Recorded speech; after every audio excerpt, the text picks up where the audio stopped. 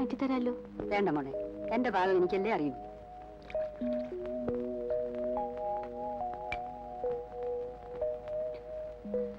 ഞാൻ എന്റെ മോന്റെ കാര്യം ആലോചിക്കായിരുന്നേ. ബാലുവിന്റെ കുട്ടിക്കളി മാറിയിട്ടില്ലിനി.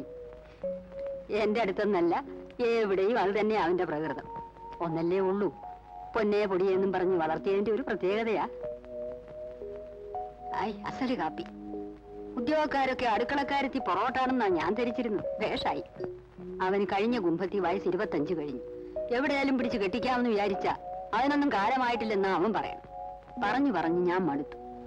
എന്നാ നിനക്ക് ബോധിച്ചൊരു പെണ്ണിനെ എവിടെയും കണ്ടുവെച്ചോളാൻ പറഞ്ഞിരിക്കുക ഞാൻ അവനോട്. പണ്ടത്തെ കാലത്ത് അച്ഛനമ്മമാരും കാർന്നോമാരും ഒക്കെയാ ഇങ്ങനത്തെ കാര്യങ്ങൾ തീരുമാനിക്കുക.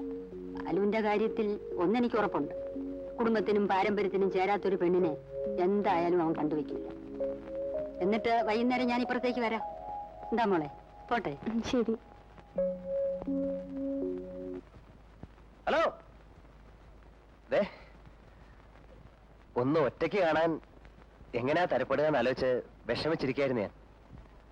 കുളിക്കാൻ പോകുമ്പോഴാ കണ്ടത് വീട്ടിൽ നിന്ന് പുറത്തിറങ്ങണ. മുണ്ടും മാറി ഉടുപ്പിട്ടുണ്ട് ഓടുകയായിരുന്നു ഞാൻ. അമ്മ ഉറക്കണീറ്റിട്ടില്ല. അമ്പലത്തിലേക്കായിരിക്കും അല്ലേ? അതെ. ഞാൻ താമസിക്കുന്ന സ്ഥലവും പരിസരവും കാണാൻ അമ്മ വന്നെന്ന് പറഞ്ഞില്ലേ, അതിന് വലിയ നുണയാ. അമ്മ വന്നത് കാവേരി കാണാനാ. അതിനുവേണ്ടി മാത്രം. കാര്യങ്ങളൊക്കെ പറഞ്ഞു കേട്ടപ്പോ അമ്മ പറഞ്ഞു അമ്മയും കൂടെ വരുന്നത്. അപ്പൊ അതിന് ഇറങ്ങിയ വല്ലാത്തൊരു പേടി. അമ്മയുടെ ടേസ്റ്റ് എനിക്കറിയാം. പെണ്ണ് ഉദ്യോഗം പാടില്ല, നല്ല തടി വേണം, എന്റെ തോളപ്പ് പൊക്കം ഉണ്ടായിരിക്കാൻ പാടുള്ളൂ, അങ്ങനെ ഒരു 100 കൂട്ടം കാര്യങ്ങള്. അമ്മയ്ക്ക് പിടിക്കാണ്ടിരിക്കില്ല എന്ന് എനിക്ക് 100% ഉറപ്പായിരുന്നു. പക്ഷെ പഴയ ആൾക്കാരല്ലേ, ഉള്ളിലിരിപ്പ് എന്താന്ന് നമുക്കറിയാൻ പറ്റില്ലല്ലോ. എന്തെങ്കിലും എതിര് പറഞ്ഞാല് പൊളിഞ്ഞില്ലേ മനക്കൊട്ട മുഴുവൻ. പക്ഷെ ഞാനൊരു കാര്യം കൂടി തീരുമാനിച്ചിരുന്നു. ഇനി ഇക്കാര്യത്തില് അമ്മ എതിര് പറഞ്ഞാലും ഒന്നും വേണ്ടി വന്നില്ല. ഉച്ചയൂണ് കഴിഞ്ഞ് അമ്മ എന്നെ അടുത്ത് വിളിച്ചു. എന്നിട്ട് കെട്ടിപ്പിടിച്ച് എന്റെ നെറുകിൽ ഉമ്മ വെച്ചു. എന്നിട്ട് പറഞ്ഞു, അമ്മയുടെ മരുമോളാൻ വേണ്ടി മാത്രം ജനിച്ചവളാ കാവേരി എന്ന്. എന്നിട്ട് ഞാൻ ഒറ്റയ്ക്കായപ്പോ ഞാൻ മെത്തേ കിടന്ന് തലകുത്തി മറിഞ്ഞു. എങ്ങനെ സന്തോഷിക്കേണ്ടെന്ന് അറിയാൻ വയ്യാത്തൊരവസ്ഥ.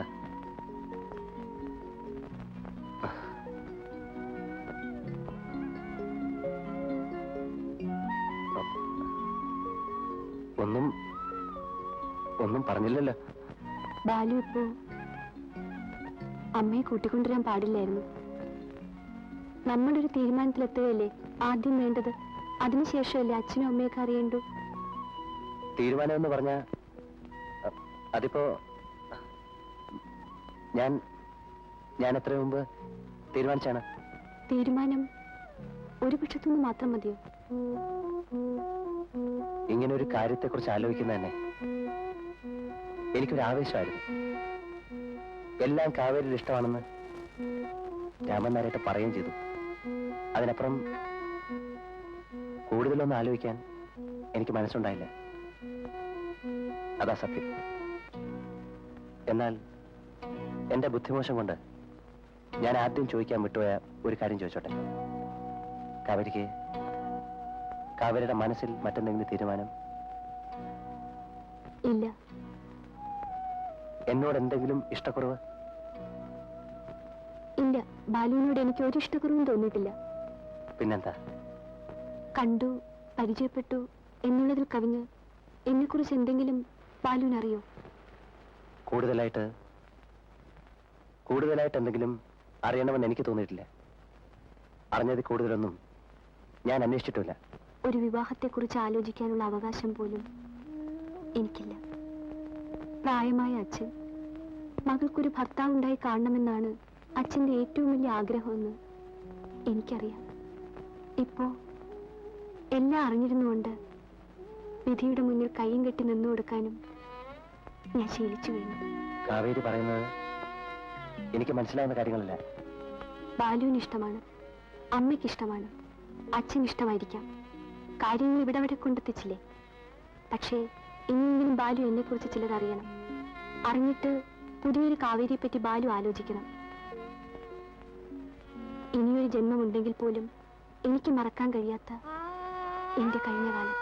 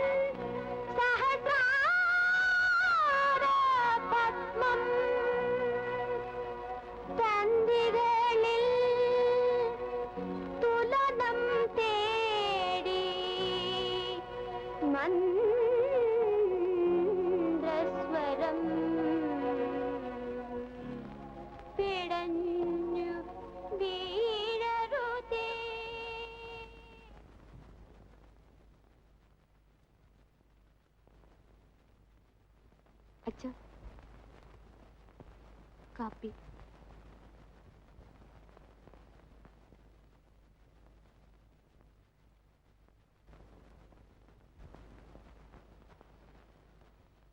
കുറച്ചു കാലത്തേക്ക് ലീവ് എടുക്കുക. വീട് വേണമെങ്കിൽ വേറെ ആർക്കെങ്കിലും വാടകയ്ക്ക് കൊടുക്കാം.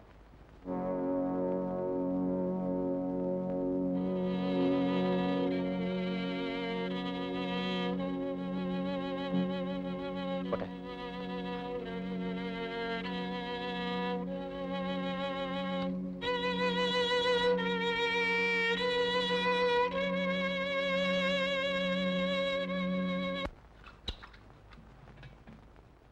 അതേ, രാമനാരിയേട്ടൻ്റെ കാര്യം ഗൗരവമായിട്ടൊന്ന് ആലോചിക്കണം. ഇന്നലെയൊക്കെ വല്ലാത്ത ശ്വാസം മുട്ടലും ചുമയൊക്കെ ആയിരുന്നു, കടുത്ത പനിയും. ഞാനങ്ങ് പേടിച്ചു പോയി. ആരാ നോക്കാനുള്ളത്? എനിക്ക് പണിക്ക് പോണ്ടേ? എന്തെങ്കിലും സൂത്രം പറഞ്ഞ് നാളെ ഡോക്ടറെ കാണിക്കണം. ഞാനും അത് തന്നെ ആലോചിച്ചുകൊണ്ടിരുന്നത്. നാളെ കാലത്ത് തന്നെ കവലയിൽ നിന്നൊരു ടാക്സി വരാൻ പറയണം.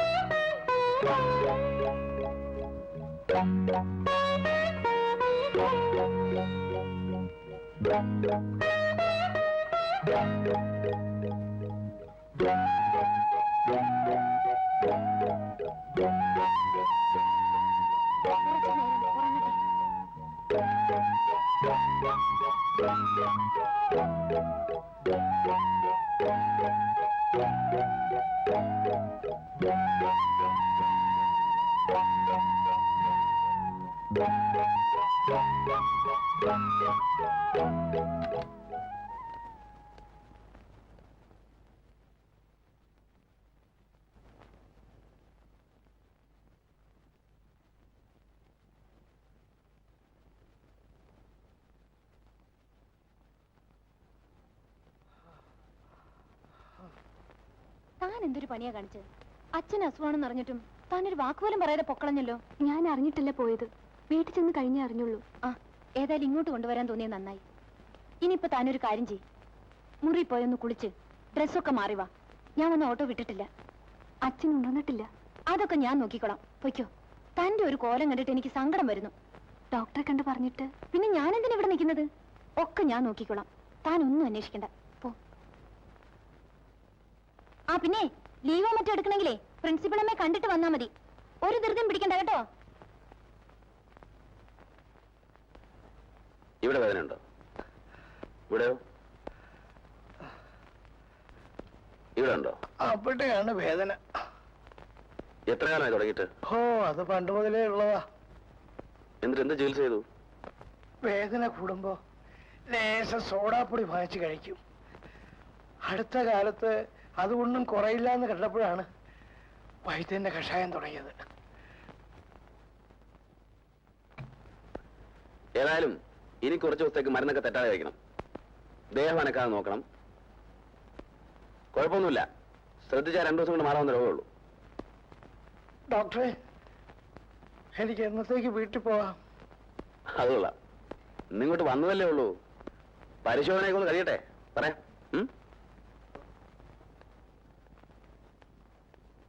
എനിക്ക് ആ പേഷ്യന്റിന്റെ കുറച്ചുകൂടെ ഡീറ്റെയിൽസ് അറിഞ്ഞാൽ കൊള്ളാവുന്നുണ്ട്. സിസ്റ്ററിന്റെ ഫ്രണ്ട് എപ്പോഴാ വരിക? ഹോസ്റ്റൽ വരെ പോയിരിക്കുക, 1 മണിക്കൂറിനുള്ളിൽ എത്തും. ഏതായാലും എമിറ്റ് സ്റ്റാർട്ട് ചെയ്തോളൂ. സ്റ്റൂൾസിന്റെ റിസൾട്ട് കിട്ടിയിട്ട് ബാക്കി കാര്യങ്ങൾ ആലോചിക്കാം. വിശപ്പുണ്ടെങ്കിൽ എന്തെങ്കിലും ഫ്ലൂയിഡ്സ് കൊടുക്കാൻ പറയും. ആ കുട്ടി വന്നാൽ ഉടനെ ഞാനൊന്ന് കാണാൻ പറയാം. ശരി ഡോക്ടർ.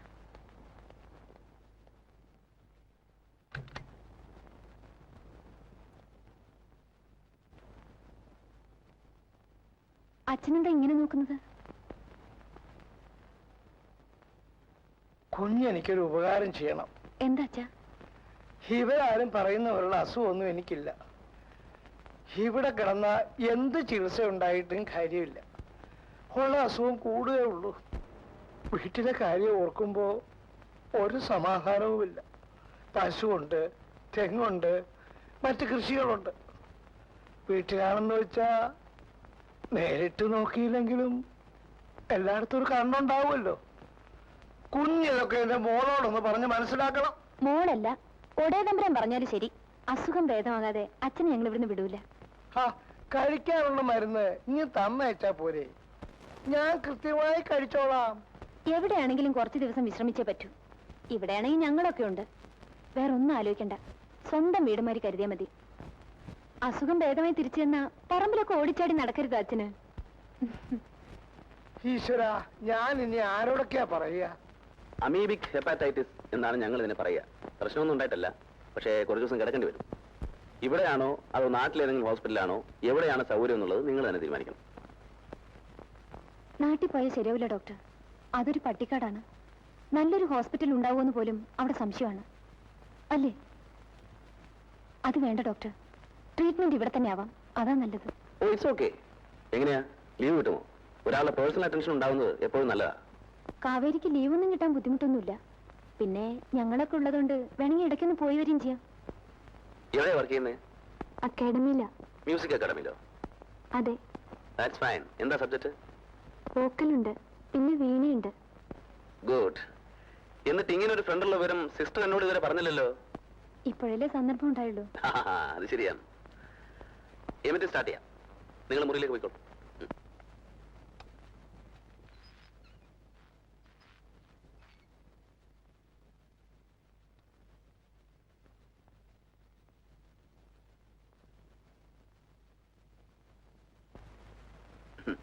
ഇത് ഇങ്ങനെ കണ്ണിൽ എണ്ണ ഒഴിച്ച് നോക്കിയിരിക്കേണ്ട കേസൊന്നുമല്ല. You can relax. അല്ലെങ്കിൽ 2 ദിവസം കഴിയുമ്പോൾ രോഗിയെ നോക്കാതെ നാളെ ചികിത്സിക്കേണ്ടി വരും. അച്ഛൻ വല്ലാതെ ബുദ്ധിമുട്ടിയാണ് ശ്വാസം വലിക്കുന്നത്. അത് സാരമാക്കാനില്ല. ഇപ്പൊ കൊടുത്ത മരുന്നിന്റെ എഫക്റ്റ് ആയിരിക്കും. ഇന്നൂടെ കഴിയുമ്പോൾ ശരിയാവും.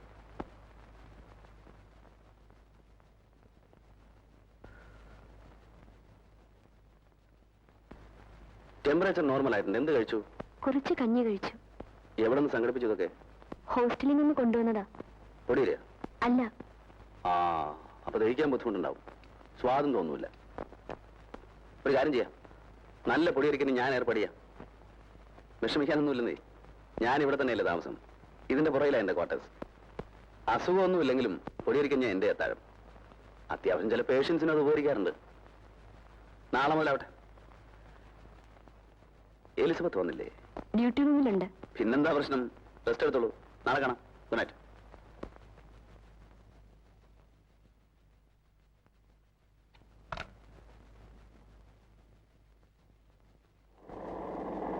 സിസ്റ്റർ എങ്ങോട്ടാ?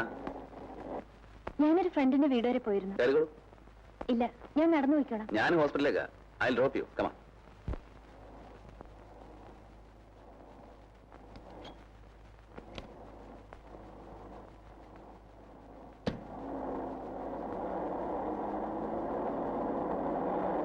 അല്ല, ഞാൻ ആലോചിക്കായിരുന്നു. എന്ത്? ഇതിനു മുമ്പും ഞാൻ ബസ് കാത്തു നിൽക്കുമ്പോ ഡോക്ടർ ഇതുവഴി കാറി പോയിട്ടുണ്ട്. അന്നൊന്നും നിർത്തിയിട്ടില്ല. പിന്നെ ഇന്നെന്ത് പറ്റിയെന്ന് പെട്ടെന്ന് ആലോചിച്ചു പോയി. ശരിയാണ്. സ്വന്തം ഹോസ്പിറ്റലിലെ സ്റ്റാഫിന് കാറിൽ ലിഫ്റ്റ് കൊടുത്തതിന്റെ പേരിൽ നാട്ടുകാരുടെ വക സ്കാൻഡൽ ഉണ്ടാവും എന്നുള്ള പേടി ഉണ്ടായിരിക്കാം മേ ബി. പക്ഷേ ഇന്ന് എന്തുകൊണ്ടോ ഞാൻ അറിയാതെ നിർത്തിപ്പോയി. I don't know why. കാവേരിയുടെ അച്ഛനെ എന്ന് ഡിസ്ചാർജ് ചെയ്യാം? That's it.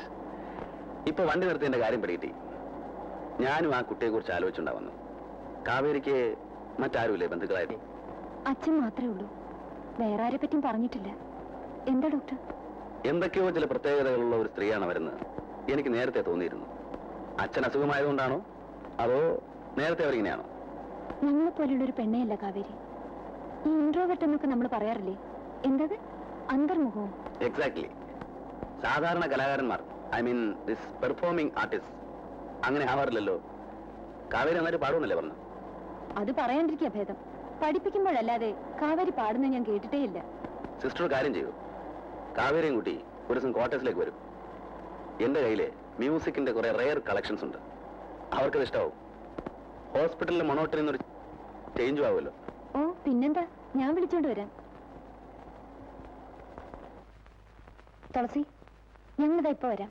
ഒരു കണ്ണ് വേണേ.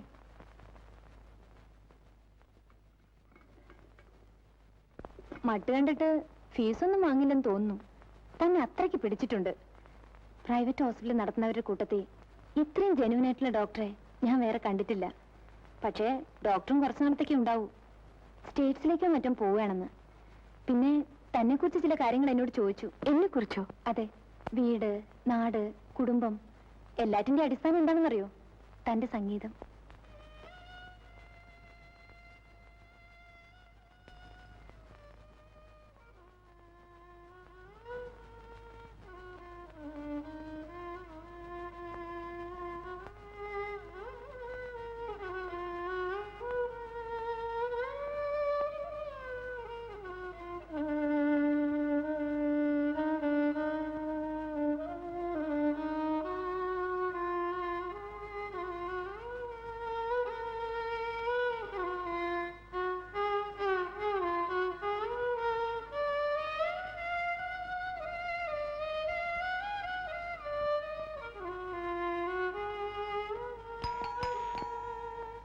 ആരാത്? ആരാന്ന്? വിരുന്നുകാരാ. ഓ അത് ശരി. ഇപ്പൊ ഞാൻ തീരെ പ്രതീക്ഷിച്ചില്ല. അതൊക്കെ വരും.